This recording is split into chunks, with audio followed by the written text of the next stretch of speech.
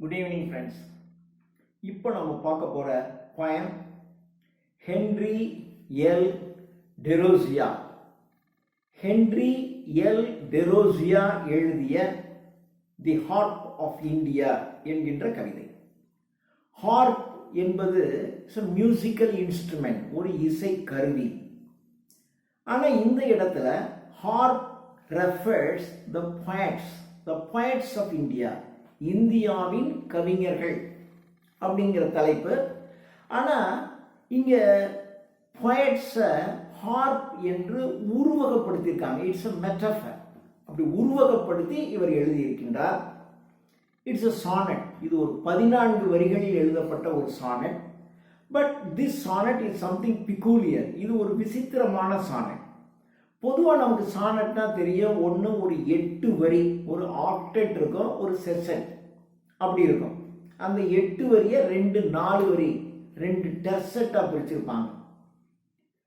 அந்த ஆக்டெட்டை 8 வரியை 4 வரியாக பிரிச்சிருப்பாங்க. இந்த 6 வரியை 3 வரியாக பிரிச்சிருப்பாங்க. இப்படி ஒரு டைப் இருக்கும். ஒரு 8 வரி 6 வரி, 8 வரியை 4 பிரிச்சிருப்பாங்க, 3 வரியாக பிரிச்சிருப்பாங்க. அதை பிரிக்காமலே அது 8 வரி அல்லது 6 வரியாகவும் இருக்கும். இன்னொரு டைப்பு ஷேக்ஸ்பியரியன் சானட்டுங்கிறது 3-4 வரியாக பிரிச்சிருப்பாங்க. 3 4 12, கடைசி 2 வரி ஒரு கப்லெட், ஒரு 14 வரி அப்படி இருக்கும். ஆனால் இது பார்த்தீங்கன்னா எதுலேயுமே இல்லாமல் ஒரு 7 லைன்ஸாக பிரிச்சிருப்பாங்க. 2 பேராகிராஃபாக பிரித்த மாதிரி. ஃபஸ்ட்டு 7 லைன்ஸ் ஒரு பார்ட்டு, செகண்ட் 7 லைன்ஸ் இன்னொரு பார்ட்டுங்கிற மாதிரி 2 பார்ட்டு அல்லது 2 பேராகிராஃப் மாதிரி. ஃபஸ்ட்டு பார்ட்டில் 7 வரியில் ஒன்று சொல்லி அடுத்தது ஒரு டேர்னிங், இன்னொரு 7 லைன்ஸில் அப்படியே அடுத்த பார்ட்டு மூவ் ஆகுற மாதிரி. இந்த மாதிரி 14 லைன்ஸில் எழுதப்பட்ட ஒரு சானட் பை ஹென்றி எல் டெரோசியா. இவர் ஒரு பெங்கால், ஒரு வங்காளத்தை சார்ந்த, இந்தியாவில் இருக்கின்ற வங்காளத்தை சார்ந்த ஒரு கவிஞர். இவர் ஒரு கவிஞர். ஆனால்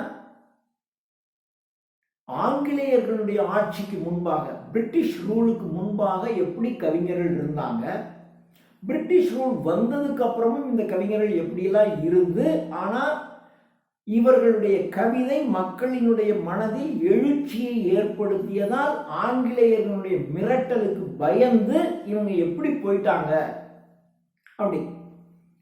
நமக்கு தெரியும், பாரதியார் ஒரு ஆங்கில நாட்டில் எவ்வளவோ கவிதைகளை எழுதியிருக்காரு. அதனால அவரை ஆங்கிலேயர்கள் குறிவைத்தார்கள். அதனால இங்கிருந்து தப்பித்து அவர் பாண்டிச்சேரியில் போய் வசித்து அங்கிருந்தும் நிறைய கவிதைகள்லாம் எழுதினார்லாம் நம்ம பார்க்குறோம் இல்லையா. அப்போ ஆங்கிலேயர்கள் இந்த கவிஞர்கள் மக்களினுடைய உள்ளத்தில் உணர்வை தூண்டி, சுதந்திர உணர்வை தூண்டி விடுவார்கள் என்பதற்காக இந்த எழுத்தாளர்கள் அல்லது கவிஞர்களை அவங்க ரொம்ப டிஸ்டர்ப் பண்ணுவாங்க. அந்த டிஸ்டர்ப் பண்ண உடனே இவங்க பயந்து போய் எழுதுறதை நிறுத்திடுவான் ரொம்ப கவிஞர். ஆனால் அந்த பாரதி மாதிரி இருக்கின்ற ஒரு சில கவிஞர்கள் தான் துணிச்சலாக எழுதி அந்த தண்டனைக்கு ஆளானாலும் பரவாயில்லன்னு தப்பிச்சு போய் எழுதிக்கிட்டு ஏதாவது பத்திரிகையில் போட்டுக்கிட்டு இருப்பாங்க. அது மாதிரி சில கவிஞர்கள் இருப்பாங்க. ஆனால் பொதுவாக பல கவிஞர்கள் ஆங்கிலேயர்களுடைய மிரட்டலுக்கு பயந்து போய் அவர்கள் எழுதுவதை நிறுத்திடுறாங்க. அப்படிங்கிற மாதிரி முதல் 7 வரி, அடுத்த 7 வரியில் அவர் எழுதியிருக்கின்றார். ஹார்ப் என்பதை நீங்கள் ஒரு poet, ஒரு கவிஞன் என்று நீங்கள் உருவகப்படுத்திக்கிட்டீங்கன்னா இந்த கவிதை உங்களுக்கு புரியும். Why hanged thou lonely on yon withered bough? யான்னா யாண்டர். யாண்டர் என்பது ஹியர் என்பதற்கும் தேர் என்பதற்கும் இடைப்பட்ட ஒன்றுக்கு யான்னு பேர். பக்கத்தில் இருக்கிறத ஹியர்னு சொல்கிறோம், எட்டி இருக்கிறது தேர்னு சொல்கிறோம். ரெண்டுக்கும் இன்பிட்வீன் இருந்தால் அதை என்னன்னு சொல்கிறது? நாம் என்ன பண்ணிடுவோம்னா ஒரு அப்ராக்சிமேட்டாக டக்குன்னு ஹியர்ன்றோம் அல்லது தேர்னே சொல்லிடுவோம். ஆனால் ஒரு வேர்டு அதற்கு இருந்திருக்கு, அதுக்கு பேர் யாண்டர்னு பேர். Yonder. Behold your single in the field, yon solitary highland lads என்று வில்லியம் வேர்ட்ஸ்வொர்த் சொல்லுவார். அந்த யான் என்கின்ற வேர்டு ரொம்ப பக்கமும் இல்லாமல் ரொம்ப எட்டியும் இல்லாமல் ரெண்டுக்கு இன்பிட்வீனாக இடத்துல இருக்கிற ஒன்றுக்கு பேர் யான்னு பேர். யாண்டர் என்ற ஒரு வேர்டுடைய சுருக்கம் யான். Why hanged you, thou, you? நீ ஏன் தொங்கிக் கொண்டிருக்கிறாய், லோன்லி, தனியாக, on yonder withered bough. withered அப்படின்னா அப்படியே வீணா போச்சு, அந்த மரமே பட்டு போச்சு. அந்த பட்டு போன மரத்தினுடைய பட்டு போன கிளை, அழிஞ்சு போன அந்த கிளையில இந்த ஹார்ப்பு தொங்கிக்கிட்டு இருக்கு. ஏன் நீ தொங்கிக் கொண்டிருக்கின்றாய் என்று ஹார்ப்பை பார்த்து கேட்குறாரு. நீங்கள் ஹார்ப்புன்னு வச்சுக்கிட்டு அப்படியே நீங்கள் பாயிண்ட்னு நீங்கள் உருவகப்படுத்திக்க வேண்டியதான். Why hang you lonely on yon withered bough? அங்கே பட்டு போயிருக்கக்கூடிய மரத்தின் கிளையிலே நீ ஏன் தன்னந்தனியாக தொங்கிக் கொண்டிருக்கிறாய்? அதுவே வீணா போச்சு, செத்து போச்சு அந்த மரம். அந்த இறந்து போன அந்த மரத்தின் கிளையில் இந்த ஹார்ப்பு தொங்கிட்டு இருக்கு. It means it cannot Singh. இதனால புதிதாக ஒரு பாடலை பாட முடியல இந்த பாயிண்ட்னால. பிரிட்டிஷ் ரூலர்ஸ் மிரட்டினோடனே இவன் என்ன பண்ணிட்டான்னா எல்லாத்தையும் தூக்கி போட்டு ஒரு பட்டு போன மரத்தில் தொங்குன மாதிரி வீணா தொங்கிட்டு இருக்கான். Why hang thou lonely on yon withered bough, unstrung forever. Unstrung, strung அப்படின்னா இசைப்பது. அன்ஸ்ட்ரங் என்றால் இசைக்க முடியாமல், ஃபார் எவர் எப்பொழுதுமே. ஏன்னா மரமும் பட்டு போச்சு, அதில் தொங்கிக்கிட்டு இருக்கிற அந்த ஹார்ப்பும் செத்து போச்சு. இது செத்து போச்சு, அவ்வளோதான். இந்த பாயிண்ட் செத்து போயிட்டான். அதனால தான் உணர்ச்சிகள் இருக்கணும். ஒரு கவிஞன் என்று சொன்னால் உணர்வுகள் இருக்க வேண்டும். ஒரு அநீதியை பார்த்த உடனே உள்ளம் கொந்தளிக்கணும். அந்த கொந்தளிக்கும் போது அவனை அறியாமல் கவிதைகள் வரும். ஸ்பான்டேனியஸ் ஓவர்ஃப்ளோ ஆஃப் இமோஷனில் அவன் கவிதைகள் எழுதணும். ஆனால் இவன் பிரிட்டிஷ் ரூலுக்கு பயந்து, இவர்கள் நம்மை சிறையில் அடைத்து விடுவார்கள், நமக்கு தண்டனை கொடுத்து விடுவார்கள் என்று பயந்து ஒரு பட்டு போன மரத்தில் தொங்கிட்டு கடைசியில் வாழ்க்கை இவனும் செத்து போயிட்டான். Unstrung forever must thou must, you must there remain, you must there remain in the withered bough. அந்த செத்து போன மரக்கிளையிலேயே நீ இருக்கிறாய், நீ அங்கேயே தொங்கிட்டு இருக்க. ஏற்கனவே மரமும் செத்து போச்சு, இனிமே உன்னால இசைக்க முடியாது.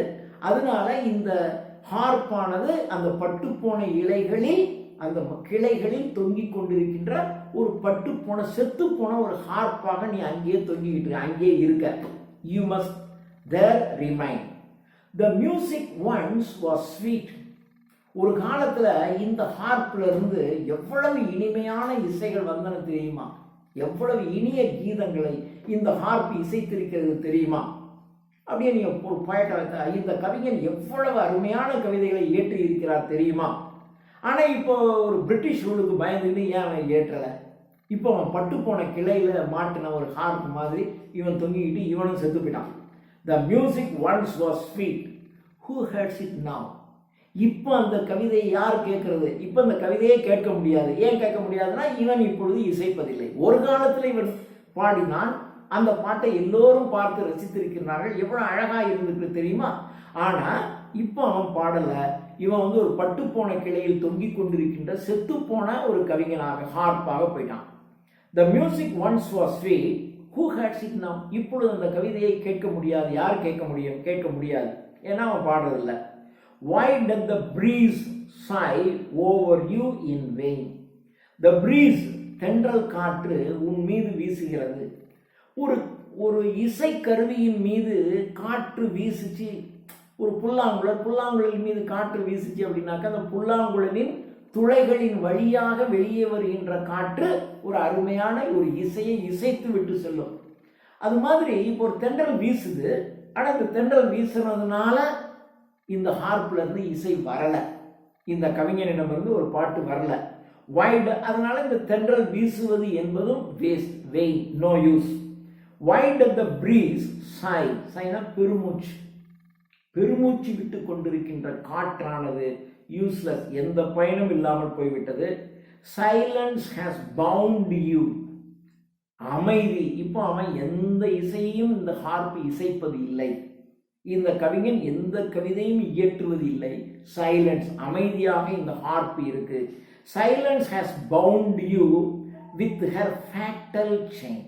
ஃபேட்டல் என்றால் விதி. விதி என்கின்ற சங்கிலியினால் இந்த ஹார்ப்பானது பிணைக்கப்பட்டு விட்டது.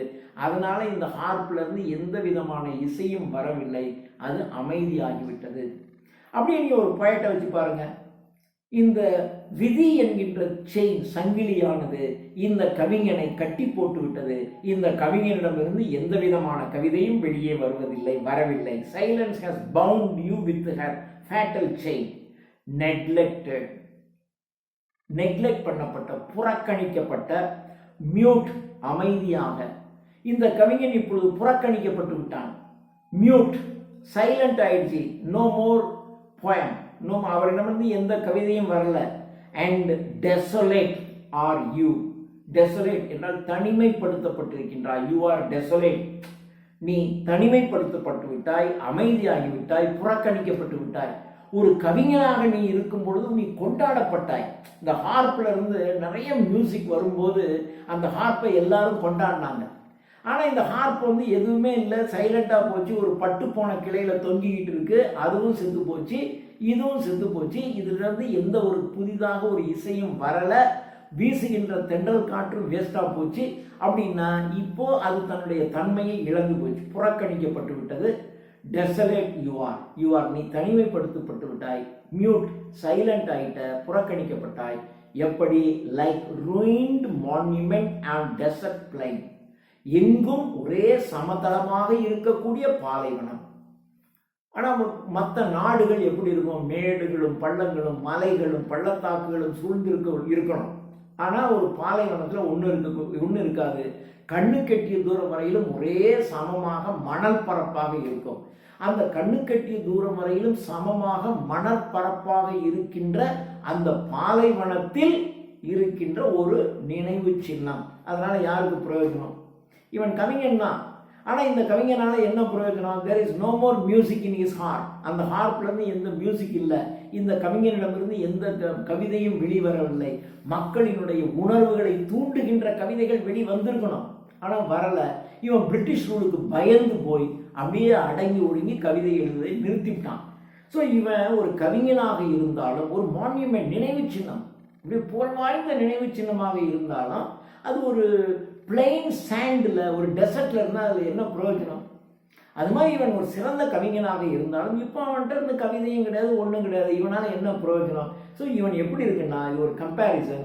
He is like a monument ஆன ஒரு டெசர்ட், ஒரு பிளெயின் டெசர்ட்ல இருக்கிற மாதிரி, ஒரு ruined மான்யூமெண்ட், அழிந்து போன நினைவு சின்னம், ஒரு பாலைவன மணலிலே இருப்பதை போல், லைக், அதை போல அப்படின்னு சொன்னார். ஒரு சிமிலி, ஒரு உவமை, அது மாதிரி இருக்கு அப்படின்னு சொல்றார். So this is the first part, 7 lines. எப்படி இந்த கவிஞன் அல்லது இந்த ஹார்ப்புங்கிறத அப்படியே வச்சுக்கிட்டு உருவகப்படுத்துகிறார். ஹார்ப் எப்படி இருந்துச்சு அப்படின்னு சொல்றாரு.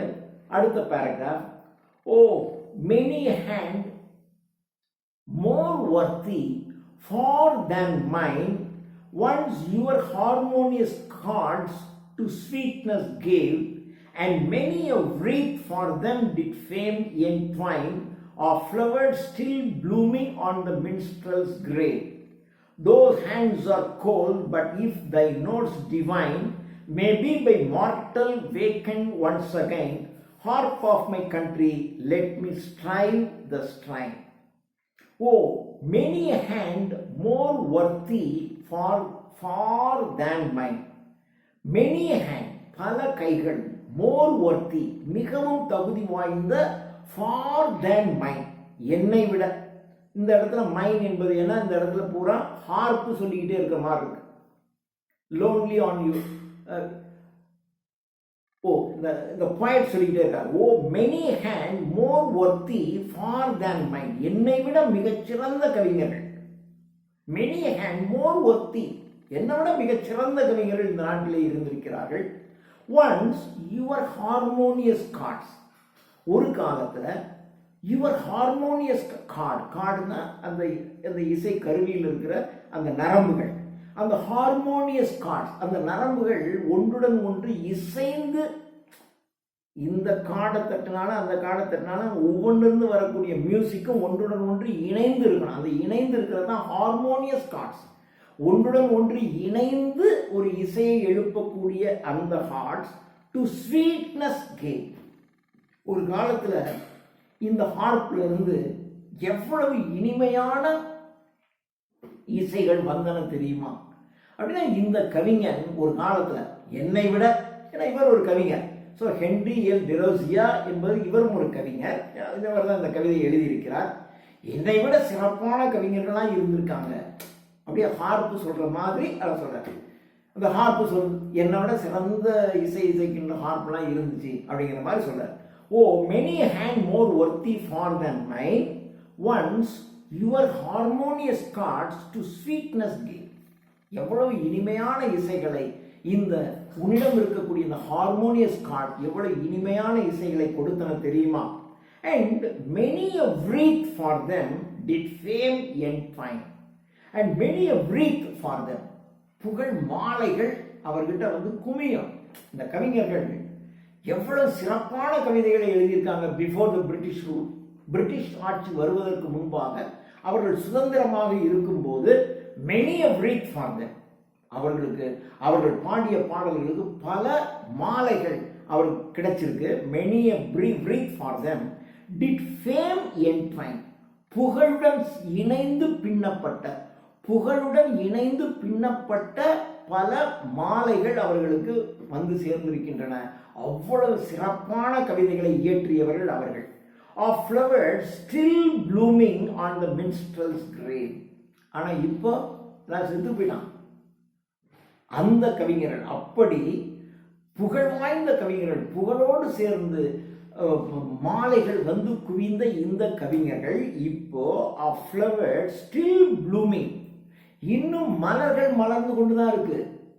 ஆனா அந்த காலத்துல மலர்கள் அவர்களுக்கு சூடப்பட்டது, அவர்களுடைய புகழுக்கு அச்சாரமாக இருந்துச்சு. ஆனால் இப்பொழுது மலர்கள் of flowers still blooming on the minstrel's grave. அவன் செத்து போயிட்டான், அதாவது சாகல, உயிரோட தான் இருக்கான். ஆனால் அவர்கள் இசைப்பதில்லை, புதிய கவிதைகளை யாப்பது இல்லை. அதனால அவர்கள் இறந்து போய்விட்டார்கள். ஒரு காலத்தில் அவர்கள் சிறந்த கவிதைகளை எழுதும் பொழுது அவர்கள் மலர்களினால் அவர்களுக்கு மரியாதை செலுத்தப்பட்டது. ஆனால் இப்பொழுது அவர்கள் கவிதைகள் எழுதுவதில்லை. கிட்டத்தட்ட அவர்கள் இறந்து போனவர்கள் ஆகிவிட்டார்கள். ஒரு விதர்டு பவுல தான் தொங்க விட்டுருக்காங்கன்னு ஏற்கனவே பட்டுப்போன மரத்தில் தொங்குனா ஒரு பட்டுப்போன இறந்து போன மனிதர்கள் ஆகிட்டாங்க. அதனால இப்பொழுது மலர்கின்ற மலர்கள் எல்லாம் அவர்களுடைய கல்லறையில் அவர்களை அலங்கரிக்க பயன்படுகிறது. அதாவது உயிருடன் இருந்தும் இறந்து போன கவிஞர்களாக அவர்கள் இருக்கின்றார்கள். And many a wreath for them did fame entwine of flowers. Fame, புகழுடன் இணைந்து பின்னப்பட்ட மலர்கள். Those hands, minstrel's grave, those hands are cold. அவர்களுடைய கைகள் கோல்டு, சில்லிட்டு போய்விட்டன, இறந்து போய்விட்டார்கள். ஆனால் ஆக்சுவலாக அவங்க சாகலை, கவிதைகள் எழுதலை. ஒரு கவிஞன் கவிதைகள் எழுதலைன்னா இறந்து போய்விட்டதுக்கு சமம். ஒரு கவிஞன் என்பவன் அவனுடைய உயிர் மூச்சு கவிதை எழுதுவது. என்று அவன் கவிதை எழுதுவதை நிறுத்திவிட்டானோ அன்றைய அவன் இறந்து போன பிணத்திற்கு சமானமாகிவிட்டான். Those hands are cold now. அவர்களுடைய கைகள் சில்லிட்டு போய்விட்டன, அவர்கள் இறந்து போய்விட்டார்கள். But if thy notes divine may be my mortal waken once again. But if thy notes, நோட்ஸ்னா சாங்னு அர்த்தம். லே என்பது சாங், நோட்ஸ் என்பது song. If thy notes, if your notes, your song divine, divine song, உன்னுடைய தெய்வீக பாடல்கள், மக்களை தட்டி எழுப்பக்கூடிய உணர்வு பூர்வமான பாடல்கள், maybe by mortal waken once again. Maybe ஒருவேளை நீ உணர்வு பூர்வமாக மக்களை தட்டி எழுப்புகின்ற நீ கவிதைகளை எழுதியிருந்தால் அந்த கவிதைகள் மார்டல், மார்டல் என்றால் அழியக்கூடியவர் மனிதர்கள். அதனால மார்டல் என்பது இந்த மனிதர்களை குறிக்கும். வேக்கன், விழித்தெழச் செய்யும். பிரிட்டிஷ்காரர்களுடைய ஆட்சியை எதிர்த்து, அவர்களுடைய அநீதியை எதிர்த்து இந்த கவிஞர்கள் கவிதை எழுதினாக்க அந்த சாதாரண மக்கள் உணர்ச்சி பூர்வமாக கொந்தளித்து ஒரு பெரிய புரட்சி நடக்கும், அந்த நாட்டிற்கு விடுதலை கிடைக்கும். ஆனால் இவர்கள் அந்த பிரிட்டிஷ் ஆட்சிக்கு பயந்து போய் இவர்கள் எழுதுவதையே நிறுத்தி இறந்து போய்விட்டார்கள், இறந்து போன கவிஞர்கள் ஆகிவிட்டார்கள். ஒருவேளை இவர்கள் மக்களினுடைய உணர்வுகளை தட்டி எழுப்புகின்ற கவிதைகளை எழுதினால் மக்கள் விழித்தெழுவார்கள். ஒன்ஸ் அகைன், மீண்டும் விழித்தெழுவார்கள். Harp of my country, let me strike the strain. Harp of my country, என்னுடைய தேசத்தின் ஹார்ப், இசை கருவியே, என்னுடைய கவிஞர்களே, இந்த தேசத்தினுடைய கவிஞர்களே, let me strike the strain. அந்த இசை கருவியை, லெட் மீ ஸ்ட்ரைக், நான் அந்த இசை கருவியை மீண்டும் ஒரு முறை இசைக்கிறேன். அப்படி இசைத்தால் அதிலிருந்து வருகின்ற இசையானது சாதாரண மக்களை தட்டி எழுப்பும், அது சுதந்திர போராட்டத்துக்கு அவர்களை கொண்டு செல்லும் அப்படிங்கிற மாதிரி அவர் சொல்றாரு. ஸோ இந்த கவிதையை நீங்கள் ஆரம்பத்திலிருந்து பார்த்தீங்கன்னா ஹார்ப்புன்னு வச்சு படிக்கணும். ஆனால் மறுபடியும் படிக்கும்போது ஹார்ப்புக்கு பதிலாக பாய்ட்ஸ் கவிஞர்கள்னு நீங்கள் வச்சு படிச்சீங்கன்னா you can understand the song very easily. ஹார்ப்புன்னு தான் இருக்கும், ஆனால் ஹார்ப்புங்கிறத பூரா மெட்டஃபர், உருவகமாக ஒரு பாயிண்ட்டை உருவகப்படுத்தி அருமையாக ஹென்றி எல் டெரோசியா எழுதின ஒரு விசித்திரமான 7 வரிகளை கொண்ட ஒரு சானட். தேங்க்யூ.